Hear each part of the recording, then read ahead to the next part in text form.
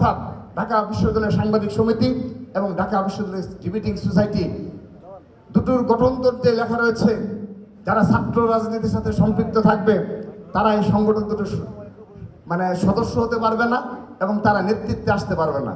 কি অদ্ভুত একটি নিয়ম রয়েছে।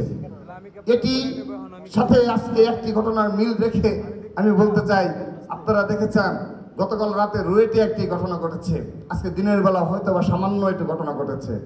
সেই যে আমাদের অভিযোগ যে যেখানে বাংলাদেশের সকল শিক্ষা প্রতিষ্ঠানের মাঝে মাত্র 3 থেকে 4টা শিক্ষা প্রতিষ্ঠান আছে যেখানে একদম শতভাগ গুপ্ত পলিটিক্স সুন্দরভাবে নিয়ন্ত্রিত, সেগুলো অনেকে ব্যাখ্যা করে বুঝিয়েছে, আমি আর সেদিকে যাচ্ছি না।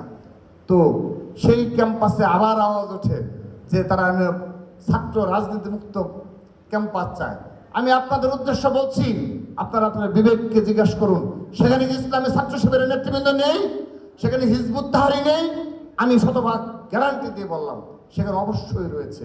আপনারা জেনেও শুধুমাত্র ছাত্র দলকে কিভাবে প্রতিহত করা যায়, ষড়যন্ত্র করা যায়, সেগুলো করার।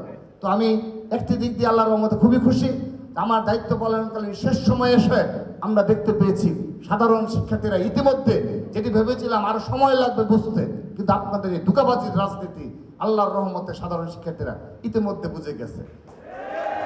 সেজন্য এই যে ডিবেটিং সোসাইটি এবং সাংবাদিক সমিতিতে যে একটি অলিখিত নিয়ম রয়েছে যে যারা ছাত্র রাজনীতির সাথে সম্পৃক্ত থাকবে তারা সদস্য হতে পারবে না, কিন্তু শিবিরের যারা রাজনীতির সাথে সম্পৃক্ত রয়েছে তারা সবাই এখানে সদস্য এবং শীর্ষ নেতৃত্বে যাচ্ছে, কারণ তাদের কমিটি গুপ্ত।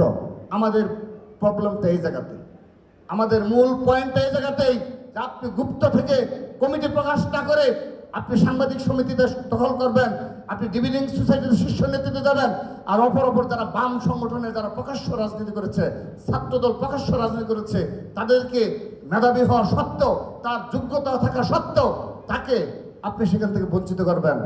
কথা দিচ্ছি এই বাংলাদেশে মুনাফিকের রাজনীতি আমরা কবর রচনা করবো ইনশাআল্লাহ।